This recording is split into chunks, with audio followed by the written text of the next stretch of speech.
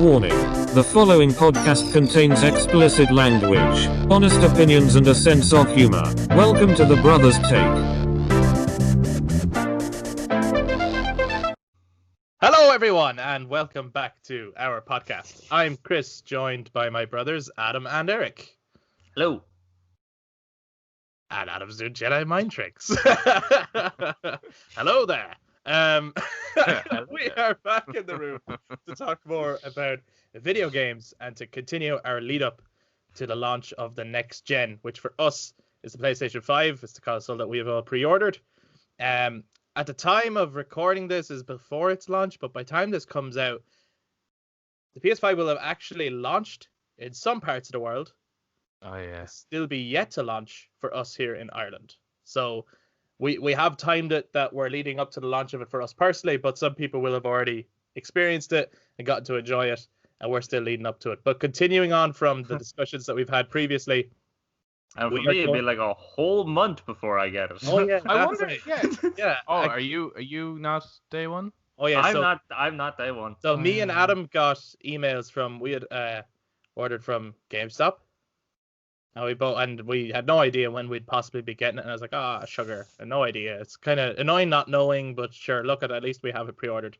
And then we both got emails to say that we would be getting it for the launch. So we were like, way delighted. So then I remember messaging Eric, Eric, did you get it, that same email? So Eric, what did your email say? Or what was the gist of it? Hey, for not ordering straight away, man, you don't get it straight away. More or less is what it says. That's not what it said. Jesus Christ. I can't remember what it said, but it just pretty much said.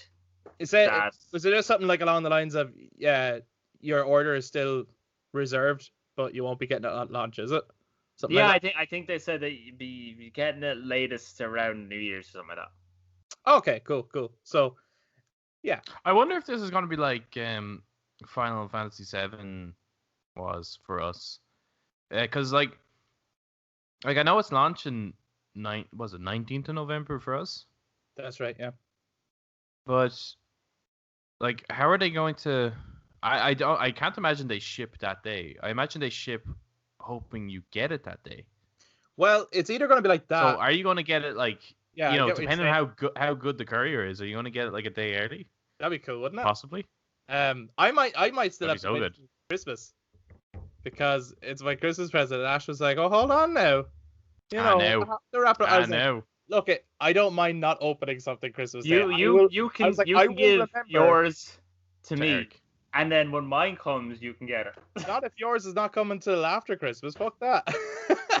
That's just a gamble you'll have to take. I was the first of us to pre-order it. Fuck that. No way. So look, and I was the last of us.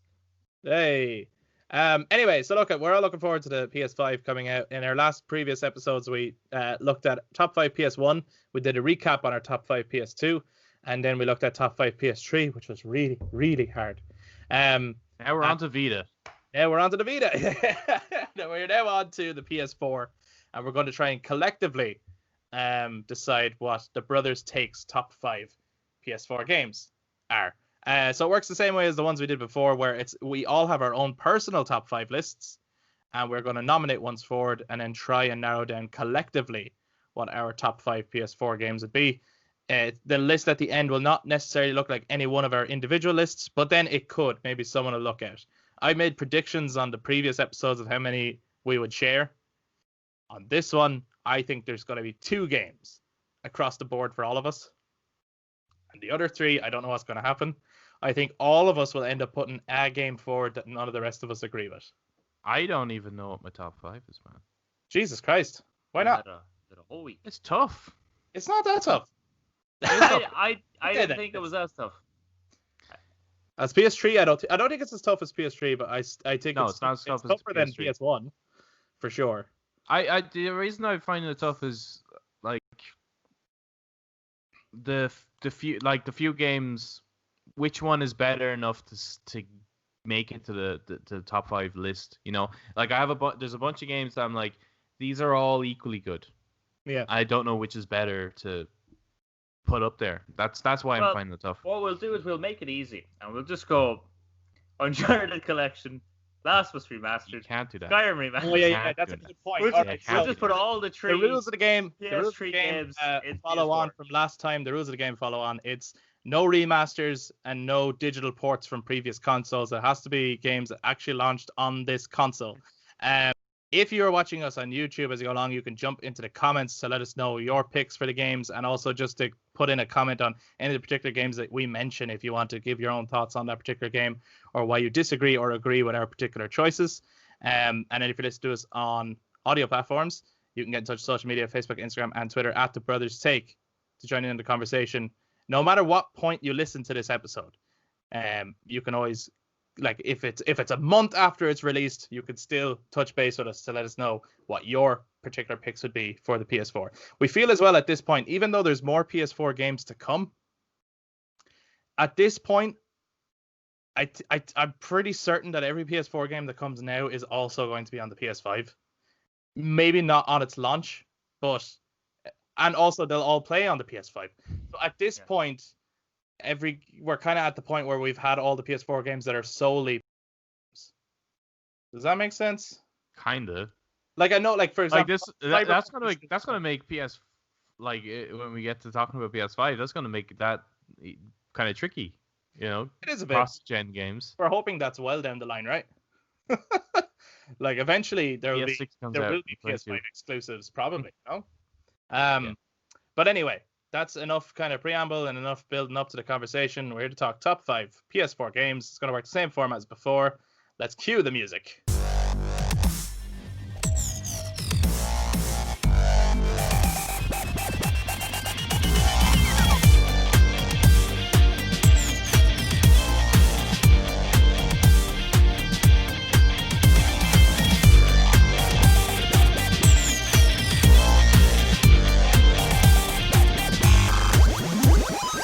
Okay, so as we did before, I think we should throw in a couple of honorable mentions. If someone says an honorable mention that is actually in your top 5, we won't reveal that just yet till we get around to actual top 5s. But it's just good to throw a shout out to some games that maybe didn't make a top 5. And as we said before, if a game does not make it into our top 5, it does not mean that we hate that game.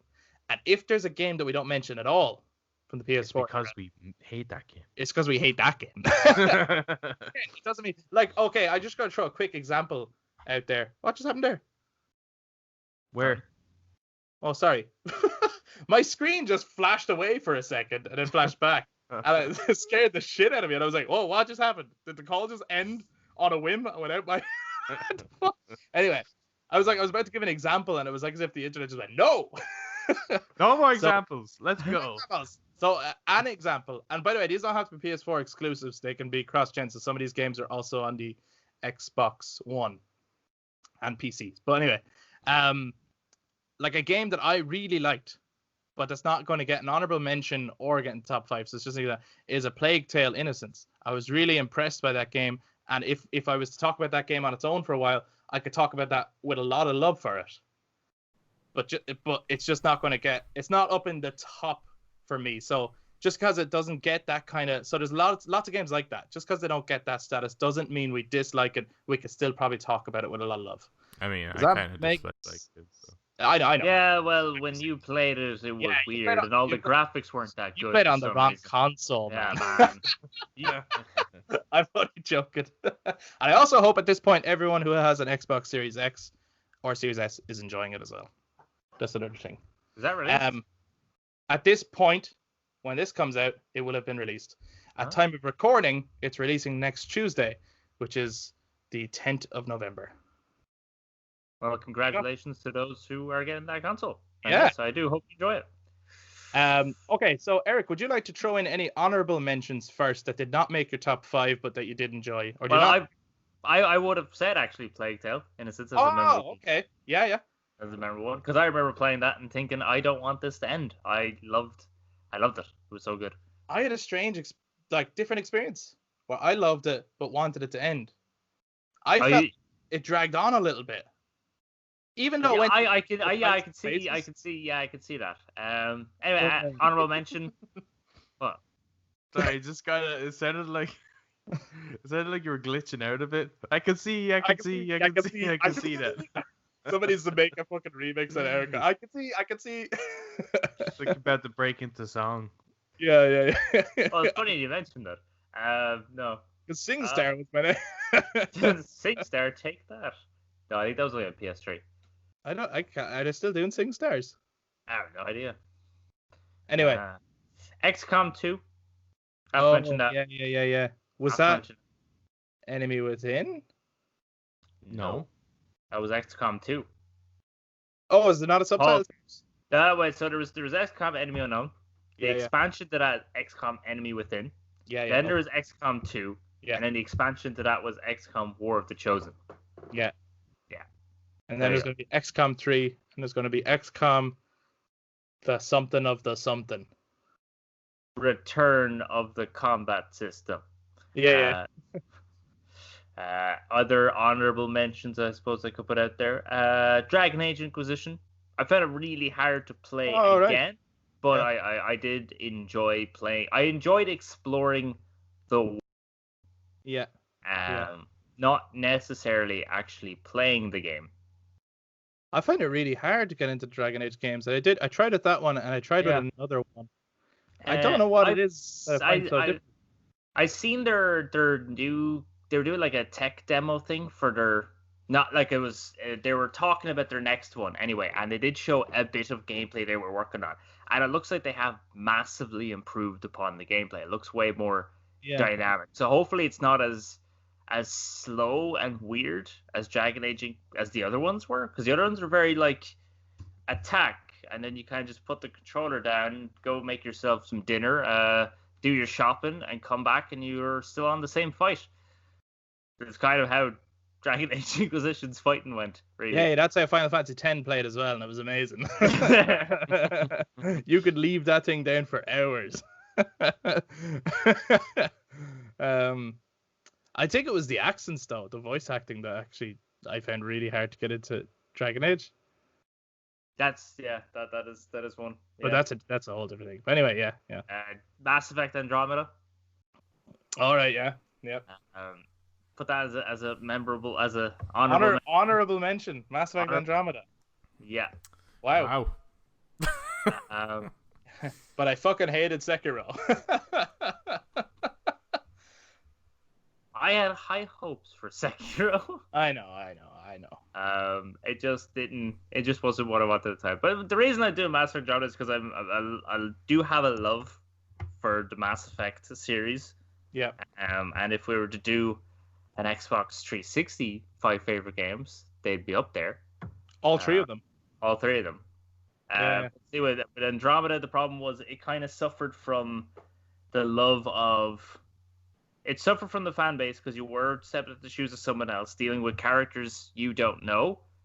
Right. And then a lot of the personal quests with the characters and everything were they were cliffhangered.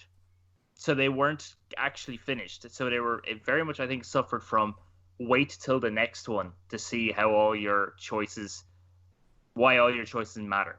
Why is it an honorable mention, though? Because this is Mass Effect, man. Okay. The gameplay was massive improvement. Graphics were an improvement too. I didn't see it. Stop doing those eyes. I didn't. It's see just that like when I saw it, it just looked like an absolute bundle. Like it's just a mess. Like the whole thing is a mess. Like there's. I barely experienced any messes. The biggest messes I ever experienced was a guy looking at you, but then their head would do this. That was No, but even like because I always found that Mass Effect games on the previous gen, like the 360 and PS3, I always thought they were quite groundbreaking with their visuals. Like they looked really well. But Mass Effect Andromeda looked like old or something. I don't know. Like it almost had that equivalent of like like Fallout 4. Where in the right lighting it looks good, but in most cases those textures and model characters just look dog shit. You know what? Maybe Eric just experienced Mass Effect Andromeda in the I'm right just light wondering. all the I'm time. just wondering. I'm just wondering. What is it that made it an honorable mention? Let me ask you this. That's all. That's all. Well, exploring Andromeda. Like I did have problems with it. that's why it's not going to be top Yeah. 5. But I just thought I'd give it an honorable mention because I did enjoy playing it, and I did want to play it again. Much like with Dragon Age Inquisition, I did want to play it and make different choices. I think my biggest issue with it would be the size of each area and how much you can do in each area. Right. It can kind of sometimes be like, look, I have like 10 of these places I have to go to. I really don't want to be spending my entire life in this one area. But I did enjoy the prospects of what they had to offer, and I did enjoy exploring these new regions and delving into that universe again. Okay. Then another honorable mention. I'm sure you guys can. It's not going to go into top 5 because I just don't have enough room. Red Dead 2, Red Dead Redemption 2. Right. Absolutely going as an honorable mention. And I don't think anyone's going to argue on that one. I know they probably would because they're probably like, They'll probably argue that why is it not in the top 5? Yeah. I hear you. Yeah, because I mean the ratings for that game. Like, I was actually surprised when I was looking, and I was just doing a look through Metacritic just to kind of see like, well, is there anything I'm kind of forgetting about? Red Dead is at the top of that list. I know, yeah, no, it's highly praised. I played the beginning of that game, very impressed by the visuals and stuff. Yeah. But at the time, I think it's something I should come back and play at some point. And I'd like to point that out as well, that this list is obviously going to be subjective, and it's based on the games that we have played. We haven't played every single game. But with Red Dead 2, at the time, I was looking for something fun. I was looking for Red Dead 1. I didn't have a lot of time, and that is a slow starting game. Yeah. It took a while to get going, and even at that, I was like, I have no motivation to put this on.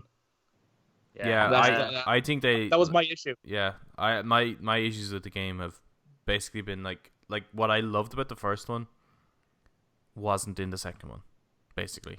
Like, these are two separate games in terms of their feel and tone, where one is trying to be like a kind of a piss take version of a spaghetti western Clint Eastwood movie. Yeah. The second one to me feels like it's trying to be The Revenant. Right. Good comparison. Different tone. Yeah. Obviously the reasons I love the game is that it's a technological marvel. Yeah, it's stunning. Absolutely stunning. Incredible. So big. There's so much to do in it. Every single NPC has a life. You can go watch and just follow them and watch as they do their daily business. Like, you can talk to them, start fights with them, or buy them beer. Yeah. You can grow facial hair and beard and then style it. So many options of what to do. What you can do with the guns, even interacting with your own camp and everything. The horse's balls shrivel in the cold. Like, that's just a ridiculous thing to add in. It's a ridiculous level of detail, isn't it? Yeah, it's. I'm gonna say as well, actually, it has me incredibly excited for Grand Theft Auto 6 Of what they could achieve because of what Rockstar at this point can achieve. Yeah, you'd be driving through the snow and the Ferrari's balls just shrink up into it. It'd be amazing. What? I wasn't going there at all. Okay. Anyway.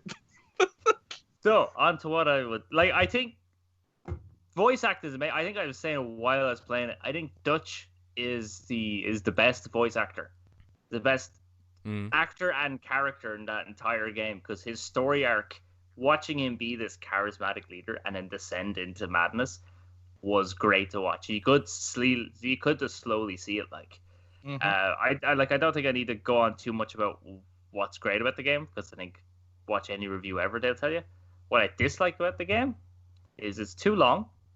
It's way too repetitive. And I know most games kind of are, but like, this is like, you can really feel and see that it's repetitive. Yeah. And then I love, like, let's say upgrading guns or upgrading my clothes or like upgrading the camp or something. You can do it. I love like collecting shit and everything. But upgrading your camp is so, like, realistic is great, but don't make it too real.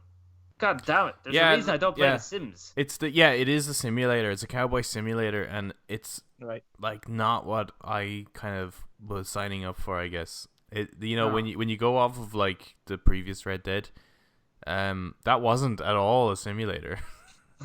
No, yeah. It had the Red Dead 1. You could tell it was the guys who made Grand Theft Auto. Yeah. I thought there was still a satire and a cartooniness to it as well. And it was incredibly fun, as well as being like, you could sit down and write an intellectual paper on its themes and the stuff it's pointing out. Yeah. But it's just been delivered to you in this satirical way.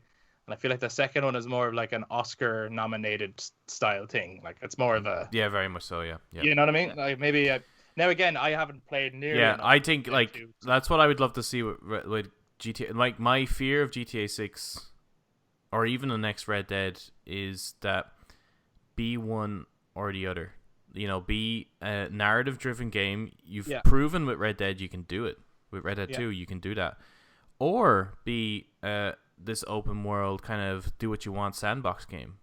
Because I found that there was missions in Red Dead 2 where it's like, okay, cool, but you gotta do it this way. You gotta, like, almost like the Assassin's Creed games where it's like, you gotta actually follow the person this way, but if you decide to go off the path and go around that way, you'll fail the mission. It'll tell you you've gone too far or something. Yeah. And it's like, See, I think Red Dead 2 was their statement. And what I mean by that is, I think now they're going to...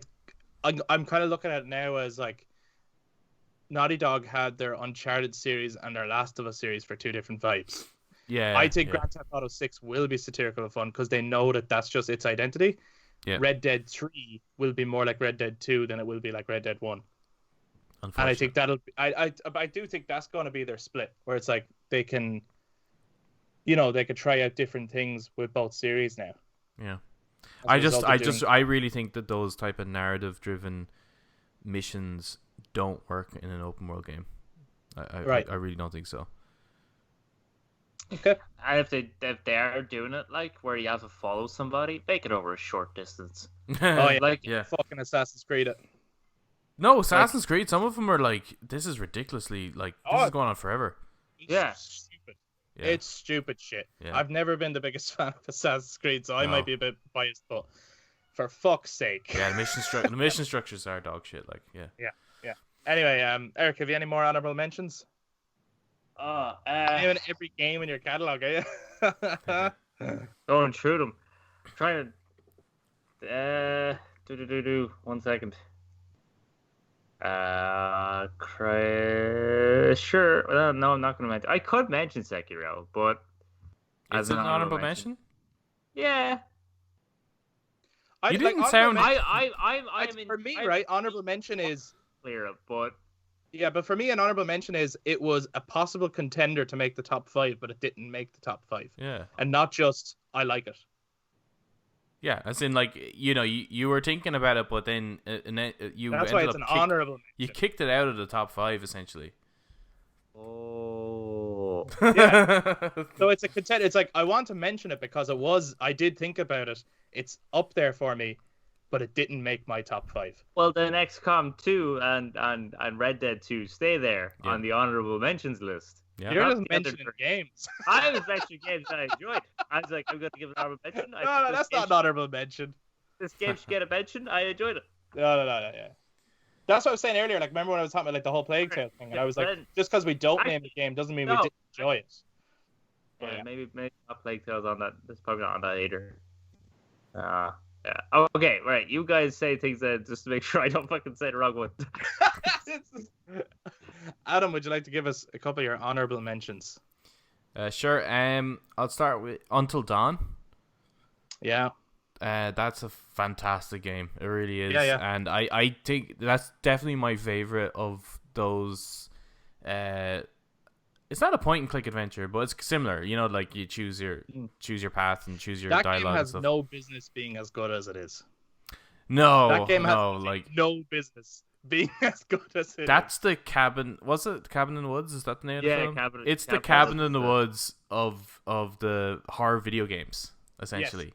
Bang on. Yeah, it's so aware of what it's doing, but then it turns into a really great horror.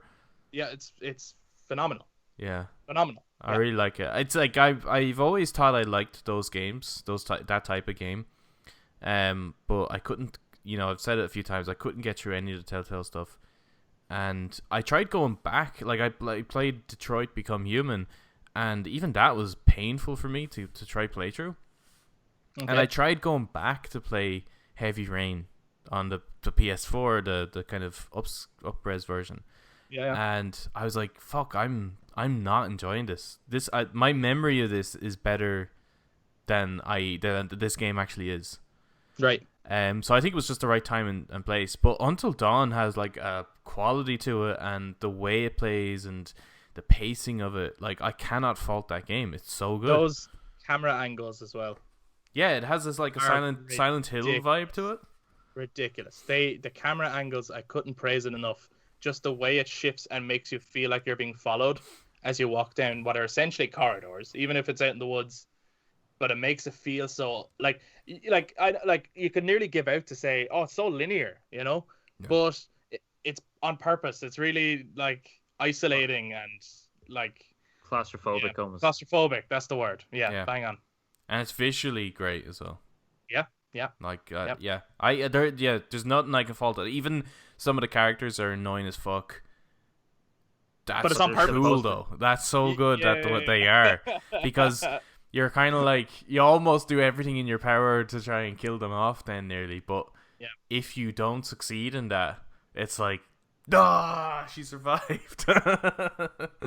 That's a great game. It really is. Destiny. I'm gonna put Destiny there as well. I spent so much time with Destiny and 2. It's kind of weird that they're separated as games because they're quite similar.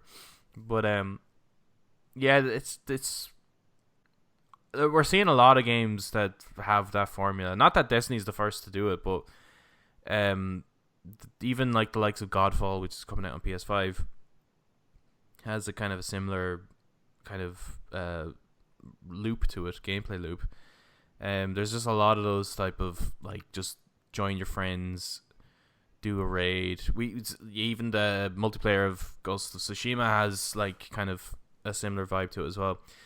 So what makes Destiny fun is just it's getting together with friends and just completing challenges and getting better gear and stuff. But it's made by probably the best first-person shooter team on the planet, Bungie. So the gameplay is really good. You know, you don't have to aim perfectly, because they've always implemented, even on the 360 with Halo, they've always implemented kind of like as long as you're close, as long as your crosshair is close, it'll count as a hit. You know, it's almost like a auto aim feature nearly. Yeah. So it just is really rewarding. You know, you don't feel like a piece of shit if your aim is off, because they're kind of assisting you in a way. And so it plays well. Doom. Oh yeah. Doom, I think, is the best shooter on PS4. PS4. Absolutely. I don't think there's any first-person shooter that comes close to it. Where you have the Call of Duty games and stuff trying to, like, they don't know whether they want to be a military simulator game or another Fortnite. They just haven't a clue, and they're kind of like, you know, fighting with themselves. And I just think their formula is fucked. Like, I haven't played a Call of Duty game that's been as satisfying as COD 4. Yeah. But Doom, they reinvigorate, like they took a formula that would have been old school first person shooter and made it work in a modern setting. Like, when you play that game, I'm pretty sure it's not 60 frames when you play it, but it feels like it is. Like, it feels fast. Yeah. And you feel fucking powerful in it. It's like, you feel ridiculously fast. Yeah. You need to like slow down. At first it's like you're speeding around the room. You're like, oh my god, my eyes are bleeding due to the speed. Yeah. And then you go back to any other, like, let's say Call of Duty. You're like, wow, this guy is so slow. Hurry the fuck up. Yeah. I would put Doom Eternal here, only I haven't actually completed it. I played like kind of, I think I'm halfway through it. I do prefer, from what I've played, I prefer the gameplay loop of Doom Eternal, but because I haven't cleared it, I'm not mentioning it here. Beat Saber. What? Yeah. I wasn't expecting that. Beat Saber, motherfucker. That is fucking brilliant. It is so good. It is.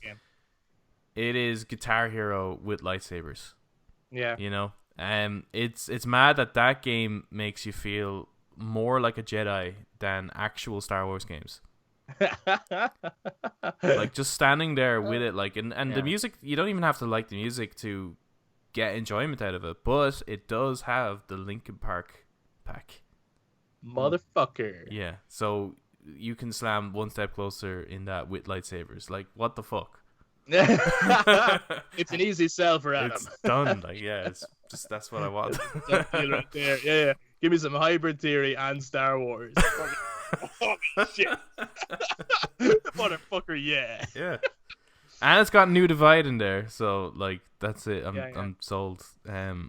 Yeah, that's such a fun game. It's like if there's anything worth picking, it doesn't matter what VR headset you're gonna get, like whether it's PSVR or PC related, you have to get Beat Saber. It's a must. All right. Horizon Zero Dawn is an honorable mention. Incredible game. I really wasn't expecting to like that as much as I did. Yeah. Obviously, stunning game. Really interesting story as well. Yeah. The things I didn't like about it, which is why it's not in my top 5, is I did feel that you could pretty much do everything in the game quite quickly, and that there's not much reason to go back into that world. And I would have preferred more interaction with NPCs, like maybe a market system or something. You know, like when you go to towns, there's no reason to be in those towns. You know. Yeah. I think they could have done a lot more with it, like building up a sense of culture and, you know, speaking to individual NPCs. Take a, you know, book out of Skyrim's, you know, shelf. I was like, it's supposed to be a page out of a book, but if I'm taking a book, I think they need, yeah, they need to take the full book though. You know, take a book out of Skyrim's library there of what it would make immersive games. Yeah. That's right. But folks, I am. Another episode mentioning Skyrim. We'll have to start like a Yeah, Skyrim. I'm not done. Stop now. Stop now. Yeah. Anyway, yeah, I'm really looking forward to the kind of the sequel to Horizon. I think the series is only going to get better from here. I just hope as well that one of the things I disliked about Horizon was, like, I just want to get from here to there without having to fight something. You know, like the whole world is so treacherous in a way that's kind of a nuisance rather than kind of like, I don't know if you remember playing Far Cry 3. You want to drive from one. You want to walk from one side of the street to the other, but to do that, you have to kill 50 guys. Yeah. And then when you walk back out of that tavern, the 50 guys are back, and you're like, "Oh, for crying out loud! I just want to go over to the clothes shop and buy my son a shirt." I'm obviously not. So I would really love. I would really love it. Like, there's so much in Horizon on a visual scale, and like, I would just love if there was something other than combat in that game. Which brings me on to my other honorable mention, which is Death Stranding, a game which has essentially what I would love from Horizon, is an ability to explore a beautiful world with no combat. I actually thought that was going to be in your top 5. No. I thought it was. I mean, there's a lot wrong with Death Stranding. Right. But then it is so unique. It does introduce something that I think is missing from AAA games, which is just, you know, how do you make a game without having to fight something? Yeah. And slow down and take it all in. You know? Yeah. Take in some of the experience. There's a friend of mine who I work with, and he's been playing Death Stranding, and he absolutely loves it. Yeah, and it's great. Like, he just talked high praise about it, and he was like, "Kojima, man, I don't know what's on his brain, but the man's a fucking genius." Like, yeah. But it's one of those games as well where it's like, if you don't like it, it's like, I totally get it. Like, I've heard that. It's not like it's not everyone's cup of tea.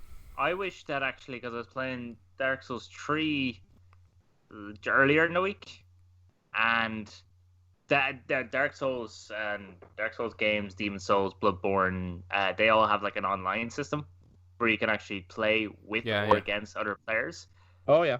But while I was playing Dark Souls 3, it just Death Stranding popped in my head, and I was kind of stuff. I wish they would adopt Death Stranding's way of doing multiplayer rather than the way they've done it. Helping each other.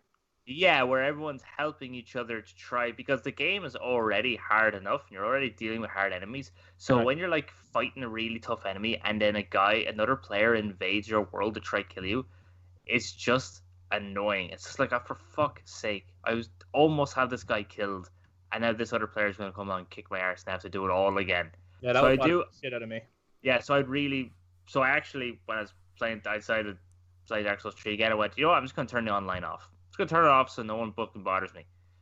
But I wish they did Death Stranding's online, because it's been great when you're playing it and you're like walking across a cliff or something, because you're trying to take the fast route, but you realize it's not a good idea. But then you find a ladder someone left behind. You're like, oh, thank Christ, I can climb up this that's ladder the thing I really loved, was like, you're like, shit, like, and the rain is here and now my cargo's been fucked and I have no materials to build a thing to get across, and then you walk over that hill and you see that someone has built a bridge over the ravine, and you're like, thank you, whoever did this, thank you. And you can give likes to them then as well. You can give them your appreciation. So yeah, it like that is really nice. Where it feels like Death Stranding has a lot of those moments which I would refer to as like, here come the Rohirrim, which is like that moment where you feel like, it's all going to go to shit, but there you go, there's like your backup nearly, and it's really nice. Yeah. I did find it was funny sometimes with Death Stranding where I build a ladder, I put it somewhere, I climb up the ladder, I get up, let's say a cliff to get to a building, and then I go away, do something else, then I realize I have to go back to that building, and I go over. This actually happened, it was in the first area, and I go to a ladder, and I find that someone else built a ladder right beside my ladder, and I was like, dude, what the fuck? And then more people use that guy's ladder, my ladder, and I was like, dude, what the fuck? What's wrong with my ladder? Your ladder's not as good. Any more honorable mentions, Adam? That all depends on how my top 5 is going to go, because I have 7 in my top 5. Right. So and if two of them get booted out due to, I don't know, disqualification maybe, then the other 2 become honorable mentions. I hear what you're saying. Okay. So some honorable mentions from me. Until Dawn is up there. That was considered for all the reasons we've said before. Horizon Zero Dawn, and I agree with you completely. And that was one that nearly made top 5 for me. I love Aloy as a character, and I loved that world. I do think that the second one is going to be better. I am so excited for it, and I think the second one, like, might undoubtedly be like like generation defining game. Like, I think it's going to be amazing. I think they'll only have learned from what they did in the first game. Yeah. But I do agree that as amazing as the first game was, it's not as replayable. It's hard to jump back into it. It's like, I think once you've done it, you've done it. So I'm looking forward to the next one, but there was only so much I could do with the first one. I found that with most PS4 games. Yeah, I remember you saying that. Yeah. Another honorable mention, Resident Evil 2. My fondness for that game has only grown since we first talked about it. And there's just so much they did right with that remake. I have some problems with the way it's structured, which is why I wouldn't rank it higher. But there's also, like, it's undoubtable, like the achievement that they had with that game, the lighting, the atmosphere. It's incredible, and it really takes you back to, like, it feels like you're in the 90s, even when you're walking around and looking at things like the CRT televisions and stuff. And it's nuts. Like, it's the attention to detail in the game is ridiculous. Yeah, I'm excited to never play it. Yeah. It's so good. I got to throw out 2 honorable mentions. I don't think they can be in the top 5 because they're not really... Well, one of them could be if you really wanted. It's probably more of a full-length game. So, The Lost Legacy. Oh, yeah. Like, amazing what they did with that game. And the Uncharted package, so fun. For me, there's a few more games that were better than it, but it was, great fun and amazing graphics. And I gotta throw in honorable mention. It's such a small experience, but PT gets an honorable mention. I can't give it a top 5. It's not a full game. I just can't. I see. I don't think it can get a spot. I see. Yeah, so you can take off one of those. It's not a full game. So what? I don't. Well, but because of what it did, I want to give it an honorable mention because I do think it's an incredible achievement. But it's not a full game. I think Visage is coming to PS4, which is Matt Wush was heavily inspired off PT. Okay. No, just to let you know, if you're looking for more PT. Oh yeah, right, yeah. That'll And never I think be actually PT. Konami was going to release PT and then didn't, or something like that. They were going to re-release it and then they didn't. They like kind of Playing they with my tickled- heart. Yeah, they were giving everyone a little bit of a tickle there, and then went nah. But I think that's it for my honorable mentions before we get into top 5. So Eric, have you got any more honorable mentions? And you'll have to go quick now because it's been a long time. Jedi Fallen Order. Oh yeah. I enjoyed that game too. Probably then Horizon Zero Dawn 2. Not 2, but as well. Yeah. All the reasons. Jedi Fallen Order, I'd say that because it's done Star Wars right, but it's strangely enough a game where you should play it on the easy difficulty if you're wanting to actually experience a Star Wars game. Yep. The reason it wouldn't go to top 5 is because, one of the reasons it wouldn't go to top 5 is because they decided to take a page out of Dark Souls book, and it doesn't suit that universe. Not a book out of the shelf, though. No. Whereas all the pages that they took from the Uncharted experience worked. Yes. Yeah. Lost Legacy, yeah, absolutely. Until Dawn. Detroit Become Human. I'd actually put that up there because I had an amazing experience with that. Yeah. Sure. Let's just leave it. Okay. Yeah. Awesome. So basically, a huge catalog of PlayStation 4 games got honorable mentions there, but now we gotta get into the top 5. Eric, would you like to nominate? Right. Let's get the easy one right out of the way. Ghost of Tsushima. You're assuming. Well, it's the easy one for me. Yeah. Okay, Ghost of Tsushima, which came out this year, and we did do an episode on it. 2 episodes on it. We did our first impressions, and then we did our final take on it. Adam, did Ghost of Tsushima make it into your top 5? Yes. Okay, you don't sound very certain there. Just because I have 7, so now I have to try and figure out which is my 5. Well, I thought I already helped you with one of those. Come on, I mean, PT is like such a fucking... It was a game. And that's the thing, right? Down through the ages, we'll be talking about... It would be old men by the fucking fire talking to, I don't know, some lad who has never... Like, well, people are never going to be able to experience that. We've experienced that. It's amazing. But it's like, and it was an exclusive too, you know? Like, it's like only if you had a PS4 you've played this, and how could you not include it? It was better than most of the games on the fucking console. It's got a special mention from me. Okay, special mention. Special mention. Yeah, I think go honorable mention for me as well, and so would Resi too. But Right, so it's not gonna make it then. Whoa! Wow. Did I hear Eric right there? What? Whoa! What did you just say? Did I hear that right? Did you say Resi 2 is an honorable mention and only as an afterthought? Yeah.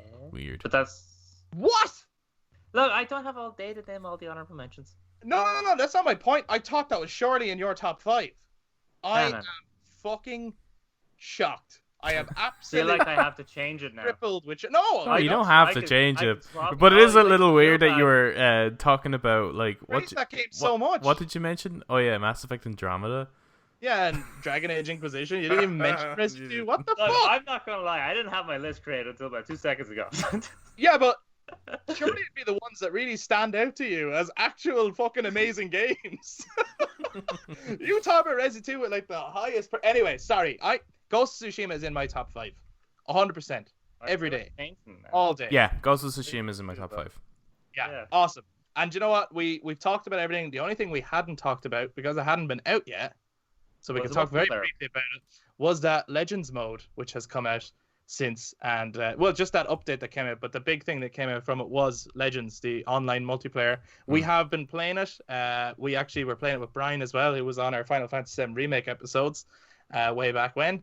But how do you guys find, we won't go on about it too long, but how do you find Legends mode while we're here? It turns most other multiplayer games into its little bitch. Oh, all right then. Sake. Oh, that's how I feel about it. Adam, how do you feel about Legends mode? I think it's fine. There's not enough there for me to want to keep jumping on and playing it. Yeah, okay. I really enjoy it. I think it's awesome that you have different classes that have little abilities. And me and Eric actually have played quite a lot of the story mode. Which has I been didn't get the chance to do that one. which I've really enjoyed. I much prefer the story mode to the survival mode. Survival mode is fun, but the story mode is way more immersive for me. And there's lots of cool visuals and then cool little like challenges that you have to try and overcome together. The only thing I wish was the survival mode allows up to 4 players. I don't know why the story mode doesn't. Yeah. Because I just think that it would be cool if you had 4 people representing each class playing through the story mode together. Yeah. Like your little companions or your own little fellowship. Like, that's kind of my only criticism. But other than that, I'm really enjoying the experience. I'm enjoying unlocking and equipping new stuff for the character. And it's like it's an addition that this game didn't need. It's a weird one too. Like you never expected it. But but like, you know what I mean? It's like the game was already for me in a top 5 PS4 games. It's already an incredible game. I absolutely loved it. It's up there as one of the best games I've played this year and one of the best games of the PS4 generation, obviously, if it's getting top 5 for me. And it just didn't need this. And yet it's like, here, have a free fucking online awesome mode. No one's going to it's like, complain. okay, cool. And I'm playing that and I'm like, great. Now there's even more to like about the game. You guys are fucking Sucker Punch are fucking like amazing at the moment. Just they've knocked the ball out of the park. Or the park out of the ball. I don't know. If I was going to take like the book from the library. They knocked the ball out of the ball shop. With a golf club. So anyway, yeah, Legends mode is awesome. If you have Ghost of Tsushima and you have not yet tried that out, like if you played it and then didn't revisit it, I would definitely recommend it. Plus, it's there. You might as well. It's not going to cost you anything extra. You've already paid for it, so you might as well enjoy it. There's also a new game plus and stuff after being added to the game, which is something that we had asked for anyway. Do you remember? I think. Like, is there a new game plus? It's like, oh, there isn't. Oh, that's a shame. I would have liked that. Now there is. Oh, I'll definitely try it out on PS5. Fuck yeah. Definitely. Yeah. Fuck yeah. Could you imagine like what the fast travel will be like? Yeah, because the fast travel in that was already ridiculous for a game that was so huge. Yeah, and they had to they added in stuff. They added in extra loading for that fast travel just so that you could read the hints. Yeah, that's right. It was faster than that. It was faster. So it was way faster. Like, you're gonna like before you even pick the spot you want to fast travel to, he'll already take you there. Yeah. Yeah, you'll actually. That's not even where I wanted to go. Yeah. No. Just fast travel you all over the place. Okay, so Ghost of Tsushima is the first one for us that has made it into the top 5. Yeah. Adam, would you like to continue making this easy, or would you like to get controversial? I don't know. You're still figuring out yours, are you? You're still like, no, you know, fuck you guys. PT. I wanted PT, but it's not gonna make it, so it doesn't matter. Final Fantasy VII Remake. Wow. Yeah. Is it? Yeah. I did not think that was going to be on Eric's list. Eric, you're shocking the shit out of me. 5x7 Remake is also on my list. Motherfuckers. It makes it into the top 5. Is there any Of particular... course it does. It's Final Fantasy VII. Well, no, that's not.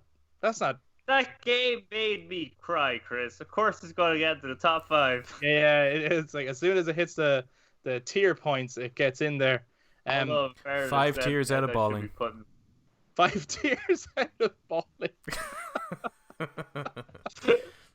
On a scale of 1 to balling, Any particular reason it got your top 5? Is there any particular highlights in the game that you have to read? What? Like, it's fucking amazing. I'm like, it lived up to the expectations, basically. You know, like I've been wanting this ever since Final Fantasy VII released. Like Final Fantasy VII, like, was one of the few games I owned on PS1. Yeah. And like I really didn't get into that game until like I actually had the PS2 and I was playing it through the back compat on that. And then when the PS3 was being released, there was the tech demo, and I was like, "Oh my god, they're gonna remake this game!" Like I've been wanting the remake ever since Final Fantasy X was out, because I wanted it done in the Final Fantasy X engine. Yeah. Right. But at that point, obviously, yeah, and then every time there's been a new console, I was like, oh, come on. So like it got to a point where it's like, they're obviously never gonna do it. They're never gonna do it. But when they showed it, like I remember, like when they announced it, I woke up to it. I'm kind of disappointed as to how I found out. It was like one of my mates already messaged it. Like I didn't stay up to watch E3 that night, and I woke up to the message. Final Fantasy VII Remake announced. I was like, I would have loved to have just watched it that morning. Can you imagine? Yeah. And just experienced that. Like I would have fucking lost my shit. But I still did. Yeah, like it was such a great reveal, and then there was like the development issues, and everything was like, oh no, like it doesn't seem like it's gonna be as good as it ended up being, and it ended up being amazing. Like just there's no, like, I mean, yes, there's graphical issues. Yes, they could have optimized it. It's unnecessarily large for what it is. In terms of file size and stuff, it didn't need to be on 2 discs. I don't believe it. Like, I think it was just to do with how quickly. I think they switched. There was development issue. They switched engine and they switched staff, and I think they were just trying to get out the door. I think part 2 is going to be fucking, like, in terms of optimization and graphically, I think it's going to be incredible. Really do. But the gameplay is so good. You know, like there's some shitty moments, so obviously, like the aerial combat, but fucking hell, the gameplay is so fucking good. This is definitely the best playing Final Fantasy game. Yeah, definitely, 100%. And the way they brought the characters alive too, like you're like, they sound just like that. You know, like that's how they sound. They were silent, but that's how they sounded in my head. That's how they sounded. That's bang on. You got them bang on. How did the creators know? Yeah. I in a similar way, I was advocating for this game to be remade like every single time, every step of the way. Like, and you know, everyone knows my love for Final Fantasy VII at this point. It's ridiculous. But so when there was always like talks about, like, they would be brought up a lot in interviews with the producers and stuff, like, when are you ever going to remake Final Fantasy VII? It wasn't even a case of are you going to, it was like, when are you going to do it? Come on, everyone's asking for it. Like, if you want to make a lot of money, that's the announcement you need to make right now. Like, it's going to fucking blow people's minds. When are you going to do it? And they're like, I remember reading before and it being reshared and stuff, like, we will remake Final Fantasy VII when we've made a Final Fantasy that surpasses it. And I remember reading that and going, all right, so it's never gonna fucking happen. Because I was just like, every time they released one, it was like, yeah, okay, I can see some people are into this, or it's like, oh, this one in particular I do like, but it's just nowhere near the quality of characters and stories and world building of 7. Like, you're just not hitting the mark at all. You're nowhere near it. You're like, this is a grand game, but it's not a fucking mind bending game. It's not the greatest game ever. And I remember playing 15. After 7 had been announced, right? 7 Remake had been announced, and I lost my shit. So I remember playing 15 and being really impressed with the combat, right? And thinking like, wow, if it plays like this is gonna be amazing. I was like, wow, I think they've cracked the code, because obviously I was like, the turn-based stuff is just not gonna work in the modern age now. And I was like, but this is fast and active, but I could still access my spells and potions and shit, and I could issue some commands to my party members. The reason I find this funny is because I played 15 after the fact. I know. So like I played it obviously before I've ever even seen footage of 7 remake, Yeah. really, apart from that reveal trailer. So I'm really impressed. I'm like, this is gonna be good. It's gonna be the 7 world and characters, but this kind of gameplay, yeah, I'm for it. It's fast and active, and oh my god, holy shit! When it finally came out and I finally played that gameplay, and I was like, this 15 sucks. Yeah, No, it I would does. say I actually do enjoy 15, but nowhere nearly as strongly. Like, it didn't even get an honorable mention for me. But I did go back to replay 15, and I was like, Jesus, this combat is slow. Yeah. Like, this really, Yeah. I'm doing fuck all. Whereas originally I thought I was doing loads. Yeah. 7 remake cracked, absolutely cracked the fucking combat. Yeah. And then I mean, everything you said, like, in some cases the graphics aren't great, but in other cases they're really good. Yeah, The- it's the lighting and character models in particular are incredible. Yeah, the characters themselves, how they're portrayed, just blew my mind. Especially when you're like so worried about the anime-isms of it, Mm-hmm. which is something that it just didn't really exist in the world. In some characters it does, but in the world of Final Fantasy VII, that particular Final Fantasy is so doomy and gloomy. Mm-hmm. It's just not as high up anime energy as some of the other Final Fantasies are. And I was so worried that it was going to be with like English voice acting and stuff. Yeah. And I was so impressed with how it's done. So impressed. And then the music. Holy fuck. Star of the show is the music. The start of the show is the music. It's fucking incredible. So of course Final Fantasy VII Remake. I will be shocked if it does not win at least best music at the Game Awards Yeah, me too. this year. I- I will be shocked. Like, Because it's incredible. Like they're doing an orchestra world tour. yeah. You know what I mean? Like they know Are they going anywhere close to us? UK. Right. So we kind of have Okay. to wait for the coronavirus thing to fuck off. But Yeah. Yeah. I mean, so would they, right? They can't. Well, go to a it'd be world great tour. if they live streamed it. That'd be great. yeah, that'd be awesome. Oh yeah, that would Check be. that out too. So yeah, so far we've got Ghost of Tsushima and 7 Remake, which are both games that came out this year. I personally forgot an honorable mention. I know it's not one for you guys. Last of Us Part 2 is actually right. an honorable mention for me personally. I did rate that game quite highly. I had an amazing experience playing that game. It's relentless, so stressful, so horrible. Loved it. But it's not getting a nomination. The game that is getting a nomination from me is God of War. Ah yeah. Yeah. Mm. No, Adam. Well, it depends on whether I can. Just add it in. Well, it's obviously going to be make there this now, easy. isn't it? Because, like, I mean, It depends, because if two, like, they could get to a point where we've got 6 games because 2 of us went. So you know what I mean? And then it's like, and then we have to boot one of them off. But anyway, so Eric, you're also going for God of War. Yeah. I mean, I'm pretty sure I'm forgetting an honorable mention as well. Or I have 6 out of 5 favorite games. Yeah, fucking hell. No, you're not. You didn't even have get your Resident shit together, Eric. Evil together.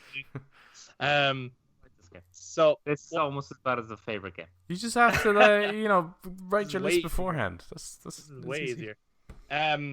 Eric, how come God of War? We'll come back to Adam. How come God of War gets a nomination from you? I think that came out at the right time for me. That was when I was getting really into Norse mythology. Mm. I do remember, Chris, I think you bought me Neil Gaiman's book on Norse mythology. So I not. It's one of the few books I have finished reading. Right. I read it, I finished reading it, and I was like, that actually, when I got to the end of that, I think I finished that before I even saw Endgame as well, Right. if I'm correct. Or no, I would have read it after. Actually, I finished it after Endgame. After Endgame came out, and I even thought to myself when I read it, I was like, oh my god, this is the ending to this is almost better than Endgame. Right. Because of how all the stories that at times some of them were like, they were so like, all right, okay, they're going fishing, so what? Like, but it's the character development of them that eventually builds up to the finale moment was so good, and it was like, I think the first time I ever actually had somewhat emotion for a book, because I'm not gonna lie, reading with nothing else, it's very like I don't understand how anyone could get scared or laugh or anything. Just the fucking words on a page, like. But with One of the oldest watch forms it. of storytelling. It's like nothing. no vocals and I pictures. said one of. I didn't say the. I'm just catching out there. But playing God of War and watching how they implemented everything, all the Norse stuff into God of War, again, some of the stories and tweaking them to suit their was so good. Like when they introduce Baldur. I know for you, Sue, you're like, who the fuck is that guy? And I was like, I know who that is. That's so good. So that shit, the combat, watching how Kratos became so Kratos, how great Kratos has become, how chore he's become. Then it's like capturing again that essence of with what was so great with The Last of Us, which was the connection between Joel and Ellie, and now they're capturing that with Kratos and Atreus. Mm-hmm. But like with a different and the music as well. The music was beautiful, and the combat was beautiful, and the designs were beautiful. It was great. I was super impressed by the visuals. Even just the designs of creatures and stuff. Like that bit where Freya's house is a turtle. Yeah. Yeah, Shit like that, where it's like, that's straight out of that Never-Ending Story. And actually, if you listen to Cory Barlog in interviews, he mentions how the Never-Ending Story is one of his favorite movies. And so some of those little parallels between like the fairy tale stuff that exists in that God of War game, but just in an R-rated way, is very on purpose. And I actually, he does. If anyone hasn't checked them out yet, like if you've played God of War and you enjoyed it, check out the spoiler casts that are out there that Cory Barlog does with different crowds like Easy Allies and these kinds of people, because he goes into so much detail about very specific reasons why they framed certain scenes or did certain things. The game is even more detailed than you realize. It's fucking ridiculous how detailed the game is. I also recommend the making of documentary, Raising Kratos. Mm-hmm. It's incredible. It's one of the most interesting like behind the scenes documentaries I've watched. Like I remember like enjoying, like Some Kind of Monster. Oh yeah. Which is a fascinating documentary and doesn't shy away from the problems that are going on as well. Yeah. And this is like that. Like there's some moments where you're kind of like, Jesus, that guy's being a bit of a dick actually. And it's like, Corey, go easier on your crew, will you? At times, right? And then you're seeing like there's a bit of trouble and they're like, fuck, we only actually have like it looked like they had 5 or 6 years to make that game. In actual fact, the first few years was to make a presentation for the game, and then they had 1.5 years to make the game. That's insane. That's ridiculous. And it wasn't working. Like a couple of weeks. Fuck. Like the head of Sony Entertainment at the time, I think he was just like, "This is a broken mess. You cannot ship this." Yeah. And this was only like a couple of weeks before shipping. Okay.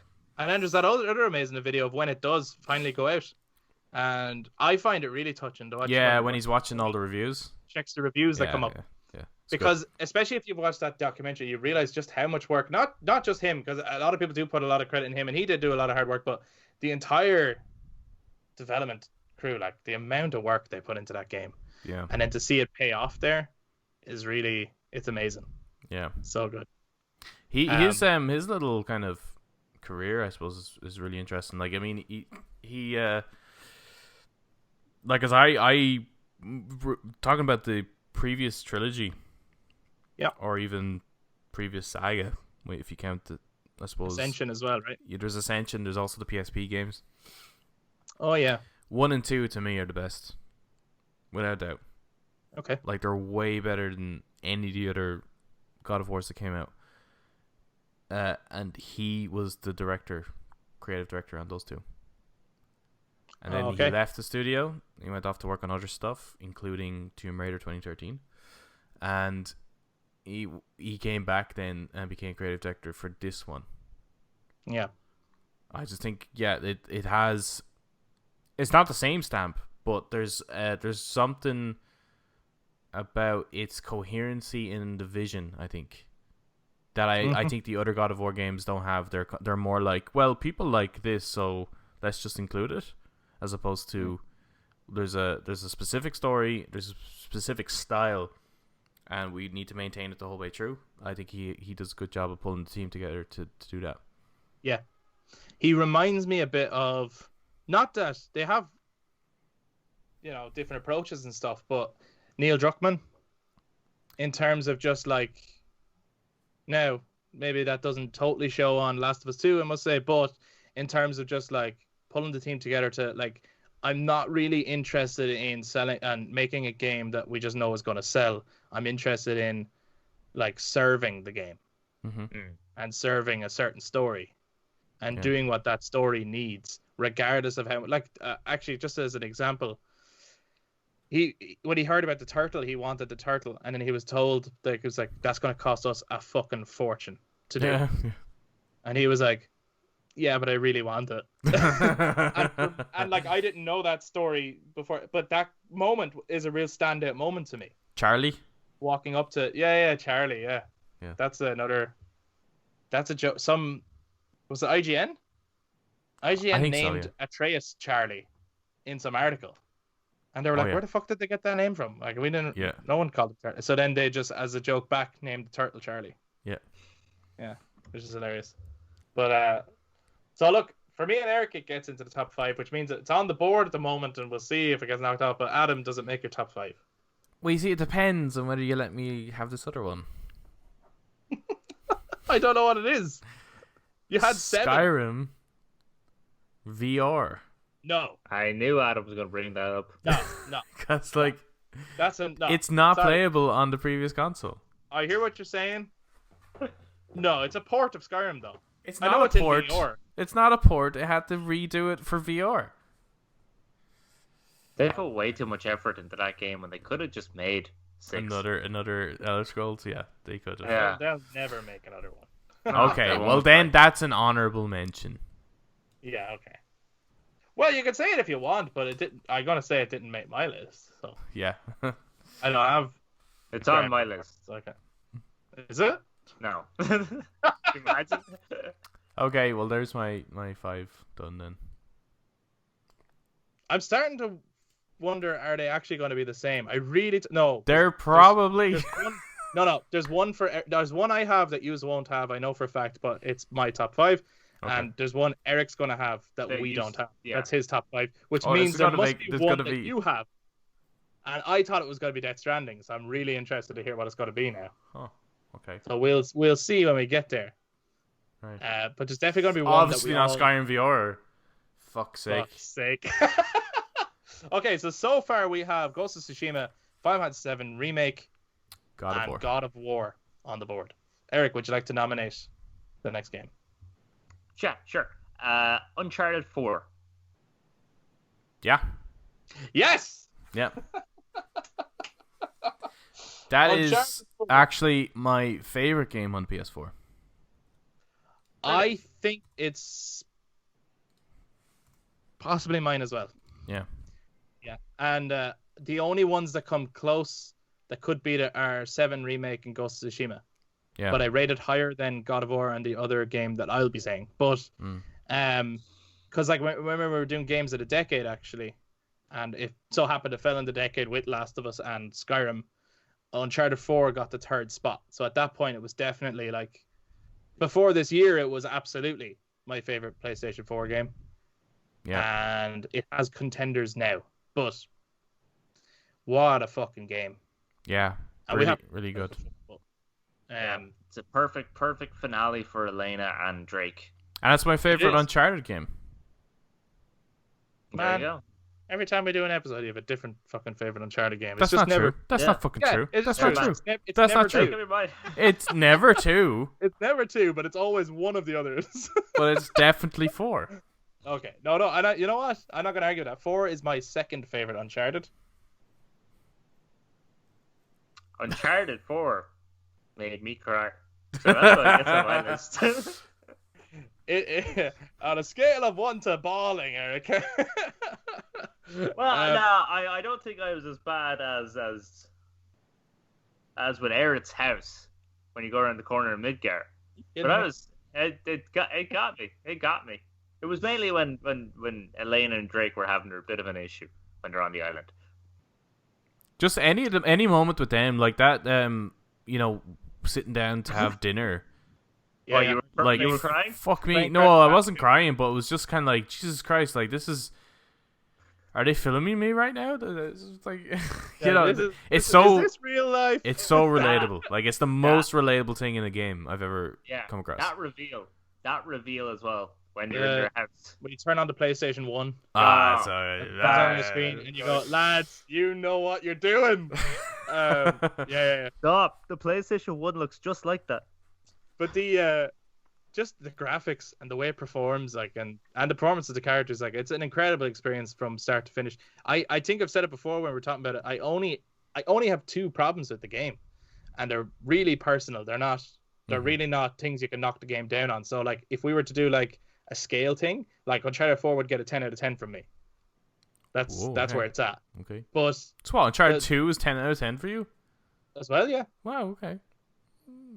You know, like, I mean, at this point, I could probably say, oh, the graphics aren't great. But it's like, at the time, they were the best it was the best looking game that had ever been made when it came out. So, yeah. But with Uncharted 4, the only two things I didn't like was no monsters. Because I just kind of felt it's the last Uncharted. It's the last chance to have a monster or something creepy towards the end of the game that they had. The monster is winning us all. I know. I got all that, but I just thought it'd be really cool on the creepy island to have something. And then the other thing was I wasn't crazy into the shoreline villains. But I said this before, and that's really just a picky thing. It's not. I just would have preferred like a gang of actual gangsters or criminals or scumbags, and they weren't really that. They were like a little private group. Yeah. And then as a result, it was like, Jesus, Nate, you're slow down there, man. You're killing a lot of just like private security guys with grenades and everything. Like, I would have felt better about it if they were more like Eddie Raja's crew, that kind of way. Yeah. And I felt like Rafe was a bad enough guy to have guys like that around him. Yeah. A healthy enough guy to. But that was it. That's literally nitpicking criticisms, really. Yeah. That's all. I have to say that and this again, I suppose, where Last of Us 2 kind of falls down in the fact that storytelling is that somehow they managed to do the brother comes back trope and not make a balls of it. Yeah, it's true. Yeah, no, they actually handle it quite well. Because I remember hearing about it, I wasn't crazy about it. It's a bit like, oh, really? Yeah, it was like, so wait, he had a brother all this time, but then they do a clever kind of thing of like, he's been living his brother's life out of guilt almost. And now has finally moved on, and then suddenly his brother comes and takes him out of that life, and you're like, oh man, how are you so good at writing? This is ridiculous. Yeah. This is ridiculous. But what a game. Okay, so the first 4, we're doing pretty good. Yeah. Now it's going to get... Oh yeah, the last one is now there's going to be some serious disagreement here. Wait till you see. But what the fuck is on about, man? You guys have no idea. But... So, at the moment, we have Final Fantasy VII Remake, Uncharted 4 Thief's End, God of War, and Ghost of Tsushima in the top 5 Brothers Takes PS4 games. Adam, would you like to nominate for spot number 5? Okay, Spider-Man.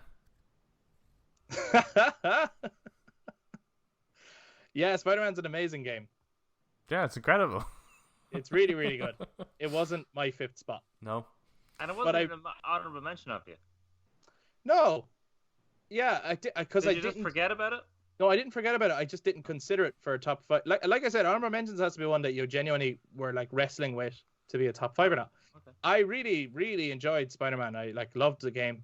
I'm looking forward to Spider-Man Miles Morales, and I look really forward to when they do the follow-up. Like the official follow-up to that game, like the whatever it's going to be called, Spider-Man 2 or whatever. Like, I'm really looking forward to where they take the characters and what they do with them. There's some stuff in the gameplay that I don't enjoy, and that's why it loses a bit for me. But my favorite depiction of Spider-Man since Tobey Maguire. Yeah. That's for me personally. I know a lot of people like Tom Holland and a lot of people like Andrew Garfield. The Sam Raimi Spider-Man is still my Spider-Man. And so seeing this one, and actually Mary Jane, I thought was depicted incredibly well, like really well. I was like, this, they've just taken the Sam Raimi kind of Spider-Man stuff and modernized it, like, and took it in, like, you know, because obviously if you go back and watch Sam Raimi now, it feels like those movies aren't that old.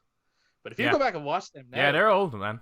They're so they actually old. are. They're like, well, they're 20 years old now at this point, nearly. So, and you can see it. You're like, oh wow, it's like people dress differently then, you know. What, you're like looking and go, what the hell's wrong with people Flint? listened to Nickelback back then.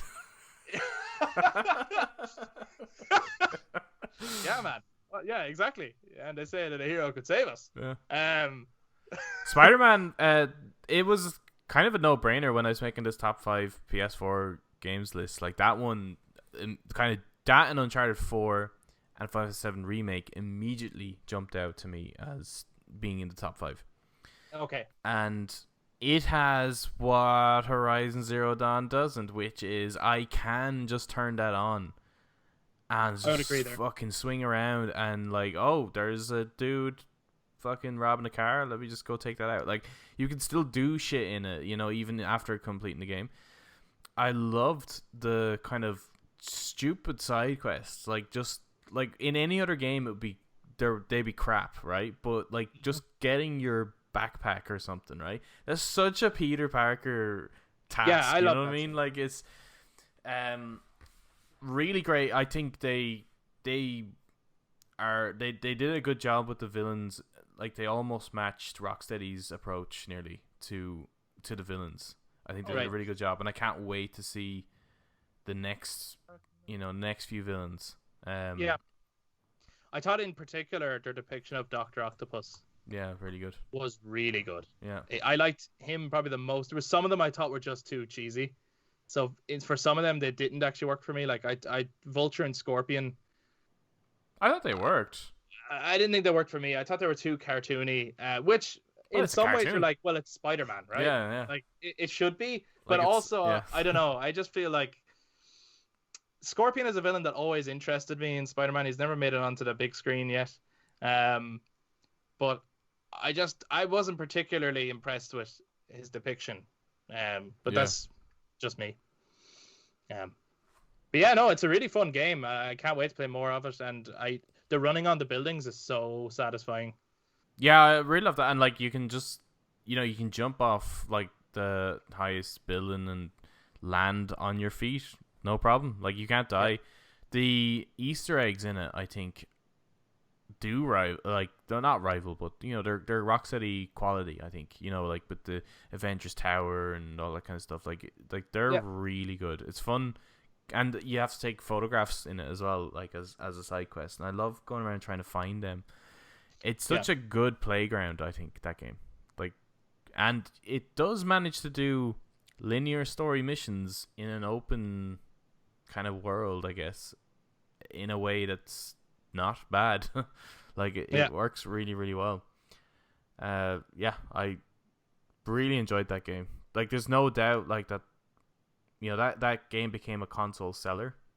People went out and actually purchased PS4s just for that game. I'm just so glad that the PS5 is starting with the next one. It's kind of crazy. Like, well, obviously Sony had rights to Spider-Man. Yeah. But like, they have bagged a really popular hero. Like, yeah, it's a really good character to have exclusive. And it's a good studio that's making it too. Yeah, very much so. Is it my turn to nominate? Yeah. Mm-hmm. This is to prove how subjective these lists are. Nobody in the world is going to agree with me. But my 5th spot was Batman Arkham Knight. Well, there'll be some people that might agree with you, just not maybe. Right. I've said it before. I love Arkham Knight. I really do. The Batmobile is terrible. But I just think the writing and the story, the depiction of the characters, some way the scenes are framed and shot is so good that that I can overlook. I'm able to overlook the Batmobile and just really buy into the harrowing tale that Batman is going through. Kevin Conroy's performance in that one is the strongest in the series. Definitely. And Mark Hamill's performance as the Joker is incredible. So applaudable. It's amazing. what they do with the Joker, and having the Joker as a running commentary throughout, and even like we all knew he was coming back. We were all like, we don't believe you, Rocksteady. We don't believe you that he's dead, or we don't believe you that he's not going to be in it at all. No one believes you. So having him show up and the first thing he says, go, "Oh, come on, Bats. We all knew this was going to happen." But it had like a double meaning and stuff, and I was like, this is clever. Like, they know what they're doing. And even though they changed up Scarecrow, and it's weird that it's not the same guy, and it's like, you know, when you play the whole series now, you're like, well, that Scarecrow's so different to Scarecrow in the first game. Yeah. John Noble's voice coming through the speakers as you're going through this rainy, haunted Gotham is just incredible. And I thought the graphics at its time and the quick load into cutscenes and stuff, that blew my mind when that first came out. I thought it was like really good, and I didn't think it was getting enough credit for that, actually. So I've had a lot of fun playing that game. I've replayed it a lot, and for me, I prefer it to Spider-Man. But that does not to say I don't like Spider-Man. I love Spider-Man. All right. So now Eric is going to come out. I know what he's going to come out with. Yeah. The Order 1886. What the fuck? What the fuck? No, he's not. He's pulling their leg. Yeah, I'm fucking with you. Come on, Eric. Hit us with the big guns. The Witcher 3 Wild Hunt.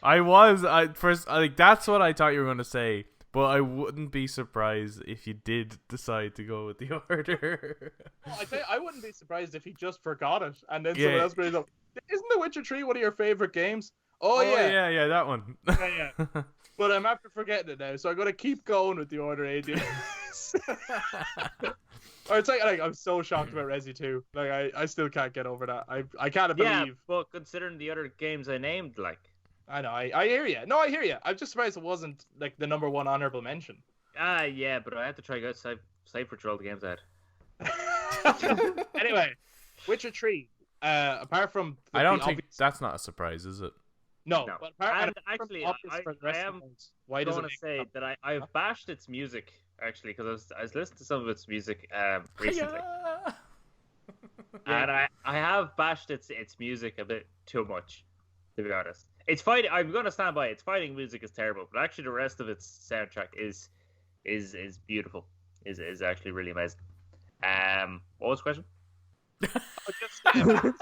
From the obviously most of the world would agree with you. I would say, anyone could probably play the game, but why does it make the top 5 for you? It's the main one that introduced me to the Witcher world, which I fell in love with. I love the world of The Witcher. I think The Witcher does what Game of Thrones was trying to do, but better. Okay. Like, trying to make this harrowing, realistic world that deals with the politics and deals with racism and segregation and discrimination, and trying to find one's purpose within this cruel, harrowing, unforgiving world where no one person is actually a good guy. Yeah. I think The Witcher does it better because it actually has fantasy shit in it, while Game of Thrones doesn't really. Yeah. Then I also think that it is kind of a one of its kind type thing. Right. I know the Monster Slayer, Monster Hunter is kind of a fantasy trope, but the reason for everything being where they are, like that yeah, I've heard you say that before. That intrigued me so much. I was like, that is a sci-fi level, to be honest. You should definitely play it on the PS5, Eric, because people have been trying it on both PS5 and Series X and found that when you fast travel, there is no loading at all. Yeah. You literally just appear in whatever location. Class. Yeah. Awesome. It's ridiculous. So I might actually play it then. Yeah. You just got to, you'll just have to put up with the onboarding. Yeah, I did find that quite difficult, but I imagine, if you had the time, it's like a lot of big, large RPGs. If you just put in the time to actually learn the mechanics and the inventory system and stuff, because even the likes of Horizon can at first, I think, be a bit Oh, where is everything sort of stuff like? Yeah, especially your inventory management, I think, can be a bit much.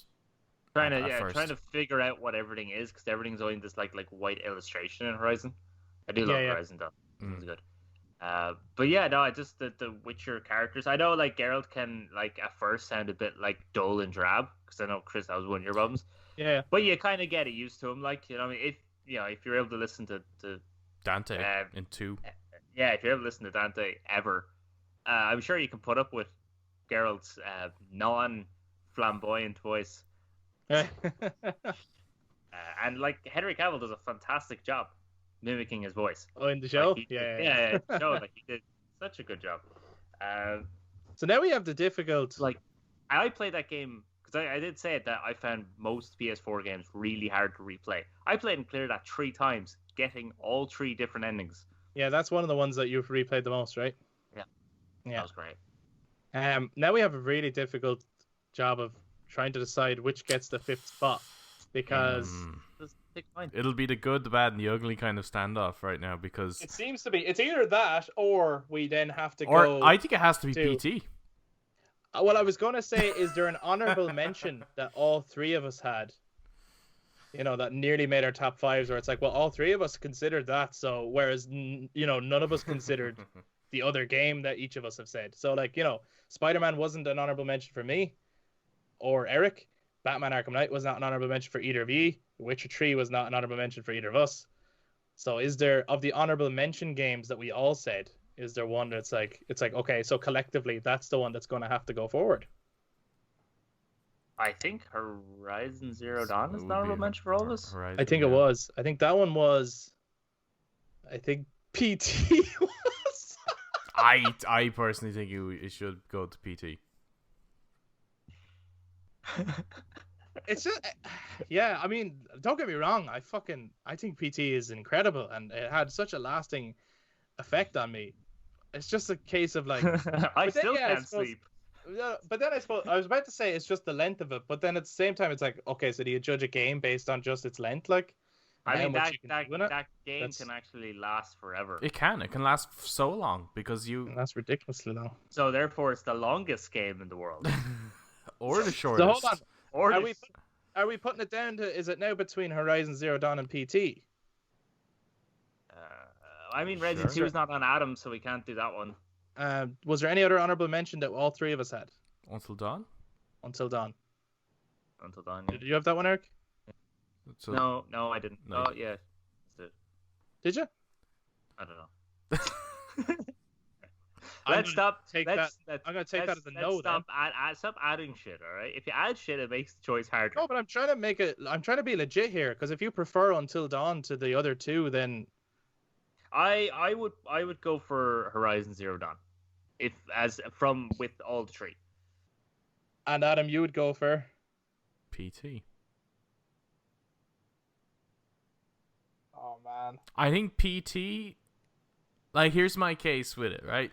Yeah, go on. Here's my case. Come on. Okay, give us your case there. PT is a game, or at least was a game. It wasn't a demo because Silent It's called Hill. playable teaser. Yeah, playable teaser. It was a teaser, but it wasn't that. Silent Hill wasn't going to be like that. Yeah, I hear you. It wasn't going to be anything like that. Therefore, it was an exclusive, almost game. It was a tech demo. I'm showing off the engine. No, it wasn't a tech demo. It was a proof of concept showing that this team, these directors, can scare the shit out of you. And we're introducing our new playable character, Norman Reedus. That was the whole thing. But it was a game. Mm-hmm. And Eric, why do you say Horizon? Well, actually, I say The Witcher 3, but But in this case, now that we're at this point, Horizon Zero Dawn, because I had 4 out of 5 tiers of balling with that game. okay. First of all, yeah, right. That game touched me in the feels. In fairness, like, I love PT instantly, right? Like most people have played it, but I didn't like Horizon Zero Dawn at first. It was only when I went back to play it, I played it, cleared it, loved it, cried at the end of the fucking game. I was think the same it with is, Horizon, actually. Like, I didn't like it at first.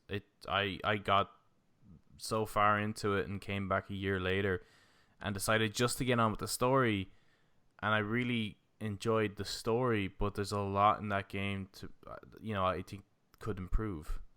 Mm-hmm. Other than not being available, I cannot fault PT. At all. I can fault it. Yeah. Being extremely hard to complete. Yeah, I think that That's is a massive point. fault. But that's part of its design, though. I know, but it blurs They between could the have lines designed of it like slightly easier. it blurs between the lines of like being really clever and then just being like totally incomprehensible, like like to the point where it's like nobody knows how they finished this. No, yeah, they don't. It has So it's not become necessarily like it's not a puzzle you solve. It's like an accident you happen upon. I can imagine PT in years to come being read on some sort of creepypasta YouTube channel. Like, how many pieces of media have like gotten to the status of Dracula and the werewolf as a piece of lore and story? Like, this thing is going to surpass the digital realm and actually become Here's a nightmare around. Yeah, go on. Here's where I'm at. Yeah, right? yeah. I love Aloy. She's an incredible character. Yeah. I love the world of Horizon, and I can't wait for Horizon 2. Right? Mm. But when I played Horizon, what I was impressed by was that it took so many things from so many other games and made this incredible experience, this mishmash of... And then as well, Horizon is a game that, depending on who you are, will determine whether I recommend it to you or not. I'd recommend it to most gamers. Yeah. But not every gamer. PT, I found myself saying, you need to experience this. And then a whole slew of games came out, including Resi 7, which was also incredible. Alien Isolation, loads of other games that maybe they were doing it already, I don't know. But it seemed like so many games and a couple of indie horror games and stuff were totally inspired by what PT did in the short time that it did it. Therefore, I'm going to go with PT. Because I think it is legendary. And it can only have happened on the PS4. Horizon's legacy is going to live on PS5. I can't wait for Horizon 2. But PT is just this moment of history now. And since none of us can get the ones that we wanted from our own top fives, fuck it. PT. Well, actually, Adam does. He gets it from his top fucking 6. Oh, yeah, top 7. 7, actually. Actually, yeah, top 5. That means collectively, the Brothers Takes top 5 PS4 games. 4 of them were like absolutely across the board, and then the last one took a bit of figuring out there. But just goes to show how many great games there was in it, really. There was actually a lot of really good games. There are Ghost of Tsushima, Final Fantasy VII Remake, God of War, Uncharted 4, Thief's End, and PT. With another special mention to Horizon Zero Dawn. But guys, please, if you agree with this list, and it's very possible people are not going to, who knows, and some people won't even be able to check out PT now to see are we right or not. It's gone. You can't Take get it. my word Well, for it. they'd have to watch demos on YouTube. Yeah, you just gotta watch some playthroughs out there and see what we're talking about. It's fucking insane. But anyway, that concludes this episode. If you enjoyed the episode, please give us a thumbs up if you watch us on YouTube. Consider subscribing to the channel. Most importantly, jump into the comments to let us know your own picks and your own thoughts on the games that we selected here, and be like, Eric's right, it's The Witcher, you guys are crazy. If you're listening to us on audio platforms, get in touch with social media, Facebook, Instagram, and Twitter, again, to let us know your top picks for the PS4. We're all looking so forward to the PS5, and anyone who already has it at this point, I hope you're enjoying it, and anyone who has the Xbox Series X, hope you're enjoying it. And we look forward to all the amazing gaming experiences that are coming on to next gen. So thank you very much for listening, and we'll talk to you next time. Bye-bye.